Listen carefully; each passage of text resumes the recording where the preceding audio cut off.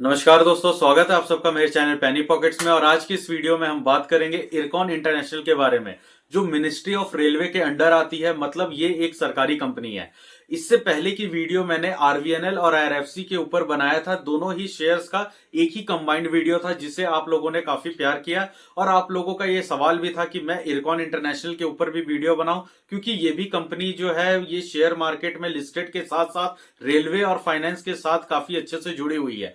जहां पे finance sector से आईआरएफसी और कंपनी पे कंस्ट्रक्शन का जितना भी वर्कलोड है वो आरवीएनएल संभालता है। वहीं पे इन्हीं दोनों कंपनियों का जो एक कॉम्बिनेशन है, जो काफी अच्छा सेक्टर बन के उभर के आ रहा है, वो इरकॉन इंटरनेशनल संभालता है। मतलब इरकॉन इंटरनेशनल कंस्ट्रक्शन और इंफ्रास्ट्रक्चर से जुड़ी हुई रेलवे की हर एक वो काम को जो ग्राउंड लेवल पे पॉसिबिलिटी ठहराता है, उस पे ये काम करती है। देखिए, एक सिंपल सी बात है कि रेलवे इंफ्रा को मजबूत करने के लिए ट्रैक्स हो गए या रेलवे स्टेशन हो गए, जितने भी ब्रिजेस है, इवन हाईवेज है। और सबसे बड़ी बात, रेलवे को हम एज अ पैसेंजर ही नहीं देखते हैं। रेलवे का जो कार्गो फील्ड है, जहां पे लगेज का काम ज्यादा होता है, जहां सामान ट्रांसपोर्ट होते हैं, जिसे हम मालगाड़ी के नाम से भी जानते हैं, ये भी एक अंदर ही अंदर काफी बड़ा सेक्टर है, जहां पे इंफ्रास्ट्रक्चर की काफी ज्यादा जरूरत है डेवलप करने की। वहां पे इरकॉन इंटरनेशनल इन लोगों को ट्रैक्स प्रोवाइड कराता है। इरकॉन इंटरनेशनल स्टेब्लिश ही इस कारण से किया गया था कि रेलवे में आने वाले जितना भी इंफ्रा के प्रोजेक्ट्स हों, चाहे रेलवे को डेवलप करने के लिए कंस्ट्रक्शन से रिलेटेड जितनी भी क्वेरीज हो, उन सबको रिजॉल्व करने का काम इरकॉन इंटरनेशनल करता है। हालांकि इस कंपनी की एक खास बात यह है कि यह अपना 80% काम रेलवे के अंतर्गत करता तो जरूर है, लेकिन बाकी का 20% काम ये बाकी के अदर फील्ड, मतलब पब्लिक और प्राइवेट सेक्टर में भी काम करता है। रोड बनाने के लिए, ब्रिजेस बनाना। और सबसे बड़ी बात है, इस बार का जो रेलवे के बजट है उसमें इरकॉन के लिए भी 20,000 करोड़ से ज्यादा का पैकेज रखा गया है, जो कि आने वाले समय में फरवरी में जो बजट आएगा, जिसमें रेलवे के ऊपर काफी ज्यादा सरकार मेहरबान होते हुए दिखेगी। यहां पे इरकॉन को और भी ज्यादा फायदा होते हुए दिख सकता है। 20,000 करोड़ से ज्यादा का जो पैकेज है इरकॉन इंटरनेशनल के लिए गवर्नमेंट की तरफ से रखना, और 20 से 22,000 करोड़ का सिर्फ इसका मार्केट कैप होना, और आने वाले समय में जितना इसका ऑर्डर बुक बढ़ता जा रहा है धीरे धीरे, इन सब चीजों को देख के लग रहा है कि इरकॉन जो है आने वाले समय में अपने प्राइस में री रेटिंग करेगा और अपने मार्केट कैप को और भी बढ़ा सकता है। यहाँ पे मतलब ग्रोथ पोटेंशियल और रेलवे सेक्टर को देखते हुए इसके अंदर जो अपॉर्चुनिटीज है ये काफी ज्यादा बनते हुए दिख रही है। आप इस चीज को समझिए कि ये कंपनी सिर्फ रेलवे सेक्टर में ही काम नहीं कर रही है, ये प्राइवेट सेक्टर में भी काम करती है।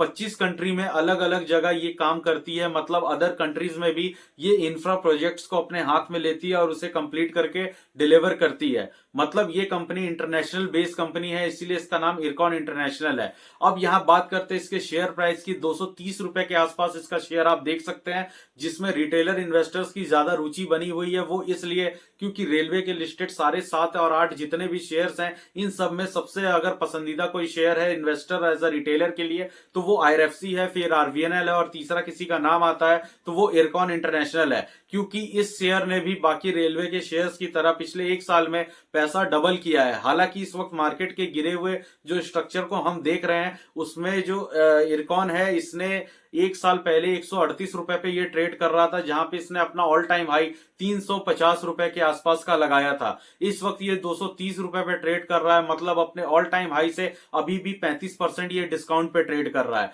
इसका मतलब जब ये 185 पे गया था, तब यहाँ पे 45 से 50% तक की एक हमने गिरावट देखी थी। वहां से 15 से 20% ये ऊपर उठा है, और अब जाके रेलवे में और भी ज्यादा ग्रोथ और पोटेंशियल जो हम देख पा रहे हैं शेयर्स में।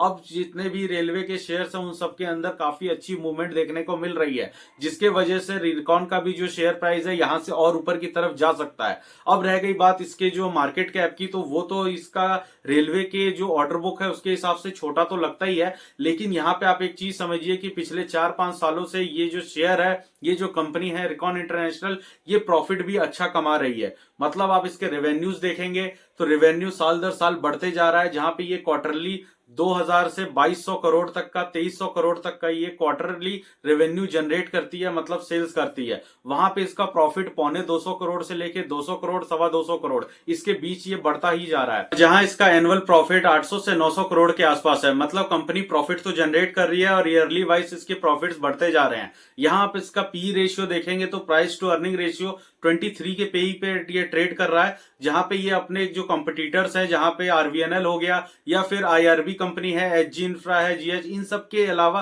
पी है वो सबसे कम है। मतलब यहां से इस कंपनी की ग्रोथ के और ज्यादा अपॉर्चुनिटीज मिल सकते हैं। इस सेक्टर में एक खास बात यह आती है कि अगर रेलवे सेक्टर के सारे शेयरों में तेजी बनती है तो आरवीएनएल, आईआरएफसी, इरकॉन, इन सब शेयरों में भी तेजी बनती है, और अगर गिरावट आती है तो इन सारे शेयरों में ही गिरावट आती है। लेकिन बात यहां आती है कि जब जब इन्हें ग्रोथ का समय मिलेगा तो क्या ये बाकी के शेयर्स की तरह 7, 5, 8% इस तरह से बढ़ेंगे, या फिर आने वाले एक साल में ये यहां से भी आपको 30 से 40% तक का रिटर्न दे सकते हैं, या फिर क्या यहां से मल्टीबैगर बन सकता है? क्योंकि रेलवे एक ऐसा सेक्टर है जहां पे काफी ज्यादा ग्रोथ अभी पॉसिबल होना बाकी है। आने वाले समय में बहुत सारे ऐसे ट्रेन है जिनको वंदे भारत के अवज पे मतलब इनको कन्वर्ट किया जा रहा है। आने वाले समय में हम यहाँ पे और भी ज्यादा रेलवे में इंफ्रास्ट्रक्चर बढ़ते हुए दिखेंगे, क्योंकि रेलवे में नई कोई भी डेवलपमेंट होगी उससे पहले उसका जो इंफ्रास्ट्रक्चर है वो चेंज होते हुए दिखेगा, और जिसमें सबसे बड़ा हाथ इरकॉन इंटरनेशनल का होने वाला है। आपको पता ही है कि देश भर के 500 से ज्यादा स्मार्ट स्टेशन बनाए जाने हैं,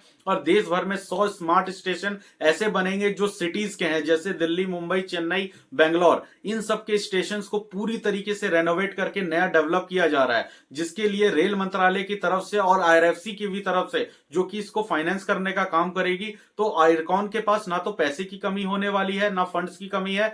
वो अपने जो ऑन ऑर्डर टाइम एग्जीक्यूट करेंगे अपने कंस्ट्रक्शन वर्क को, इसके ऊपर इन्हें काफी सारा ऑर्डर बुक मिलता दिखेगा, जहां कंपनी आने वाले समय में और भी ज्यादा प्रॉफिट बनाते हुए दिख सकती है। और प्रॉफिट की ही एवज में कंपनी को जो प्राइस टू अर्निंग रेशियो होता है वो एडजस्ट होगा, और जो शेयर का प्राइस है वो भी बढ़ता हुआ दिखेगा।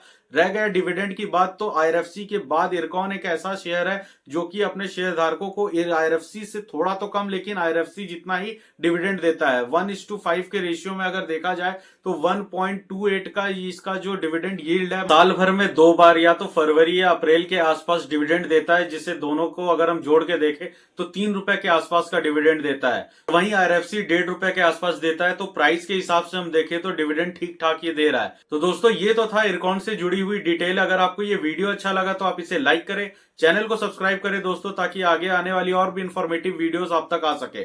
तो मिलते हैं दोस्तों अगले वीडियो में। नमस्कार।